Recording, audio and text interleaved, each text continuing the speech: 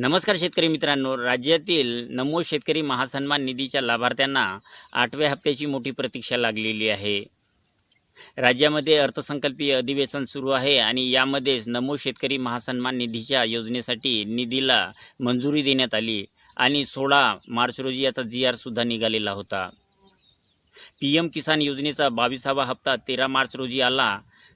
त्यामुळे राज्यातील जे काही नमो शेतकरी महासन्मान निधीचे लाभार्थी आहेत यांनासुद्धा 8वा हप्ता आता लवकरच येईल याबद्दल प्रतीक्षा लागलेली होती. राज्यामध्ये सुरू असलेल्या अर्थसंकल्पीय अधिवेशनाला एक दिवस शिल्लक असताना दत्तात्रयजी भरणे यांनी एक मीटिंग बोलावली आणि या मीटिंगमध्ये नमो शेतकरी महासन्मान निधीच्या 8व्या हप्त्याचा जो काही हस्तांतरण आहे तो 25 मार्च रोजी केला जावा असे त्यांनी विभागाला सूचना दिली आहे. 25 मार्चला हा अर्थसंकल्पीय अधिवेशन संपत आहे आणि 26 मार्चला रामनवमीची सुट्टी असल्याने 25 मार्चलाच 8व्या हप्त्याचं हस्तांतरण शेतकऱ्यांच्या खात्यावर केला जावा असा दत्तात्रयजी भरणे यांच्याकडून त्या बैठकीमध्ये सांगण्यात आलेलं आहे. म्हणजेच आता राज्यातील नमो शेतकरी महासन्मान निधीच्या लाभार्थ्यांना हा 8वा हप्ता या 25 मार्चला म्हणजेच आज नमो शेतकरी महासन्मान निधीचा 8वा हप्ता शेतकऱ्यांच्या खात्यामध्ये जमा होईल.